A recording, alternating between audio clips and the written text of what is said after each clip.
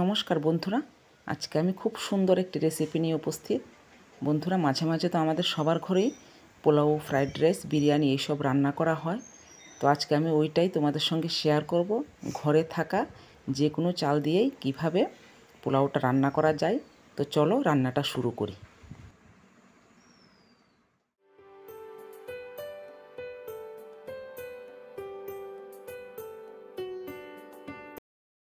তো আগে দেখে নাও এই পোলাওটা রান্নার জন্য কি কি লাগছে।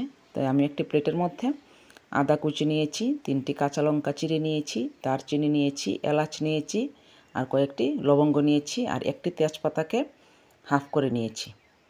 তো এখন দেখো আমি একটি থালার মধ্যে ঘরের চাল, মানে আমার ঘরে যে চাল আছে ওই চালটাকে আমি ভালো করে ধুয়ে একটি সুতি কাপড়ের উপর ছড়িয়ে দিয়েছিলাম। তো চালগুলি শুকিয়ে গেছে।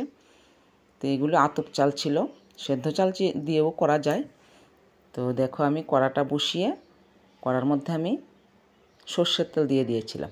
তার মধ্যে আমি 2 চামচ ঘি দিয়ে দিয়েছি।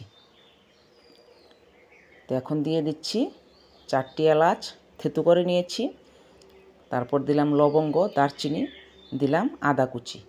তো এখন আমি এই শুকিয়ে যাওয়া চালগুলি তার মধ্যে দিয়েই নেড়ে নেব। এই যে দেখো চাল দিয়ে দিচ্ছি। খুব সহজেই কিন্তু এই পোলাওটা রান্না করা যায়। যখন মন চাইবে তখনই কিন্তু তোমরা খেতে পারবে। আর ঘি, দারচিনি, এলাচ, লবঙ্গ এগুলি তো আমাদের ঘরে প্রায়ই থাকে। তো দেখো আমি সবগুলি চাল দিয়ে দিচ্ছি, দিয়ে ভালোভাবে নেড়ে চেড়ে ঘি আর সব মশলা আমি একসঙ্গে, মানে চালের সঙ্গে ভেজে নেব। আর গ্যাসের এক সাইডে আমি একটি কুকারে জল বসিয়ে দিয়েছি। তো আমি নিয়েছি 500 গ্রাম আতপ চাল, আর তার জন্য আমি 750 ml জল গরমে বসিয়ে দিয়েছি প্রেসার কুকারের মধ্যে। এই পোলাওটা আমি প্রেসার কুকারেই রান্না করব।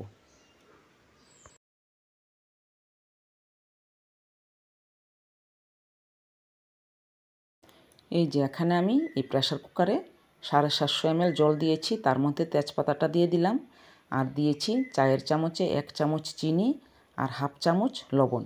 এখন দিয়ে দিলাম কাঁচা লঙ্কাগুলি।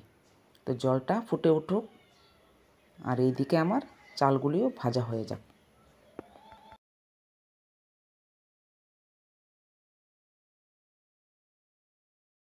এইদিকে আমি চাল ভাজার পর এই জলের মধ্যে আমি চালগুলি দিয়ে দিয়েছি। জলটাও ফুটে উঠেছিল। আর এখন দিয়ে দিলাম চায়ের চামচে 2 চামচ ঘি এই জলের মধ্যেই। আর চাল ভাজার সময় তো আগে ঘি দিয়েছিলাম। তো এখন আমি জলটাকে এইভাবে নেড়ে সবগুলো একসঙ্গে মিশিয়ে দিয়েছি। তো এখন কুকারের ঢাকনাটা দিয়ে দেব, আর 3টি সিটি দিয়েই আমি নামিয়ে নেব।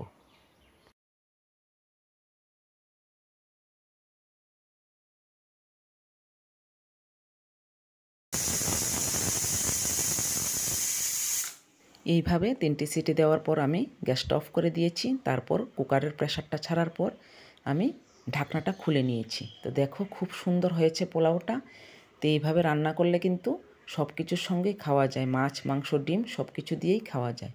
তো বন্ধুরা, তোমরা এইভাবে বাড়িতে বানিয়ে খেয়ে দেখবে, আর আমাকে অবশ্যই কমেন্টে জানাবে কেমন লাগলো। আমার রান্নাবান্না যদি তোমাদের ভালো লাগে অবশ্যই আমার চ্যানেলটাকে সাবস্ক্রাইব করে আমার পাশে থাকবে।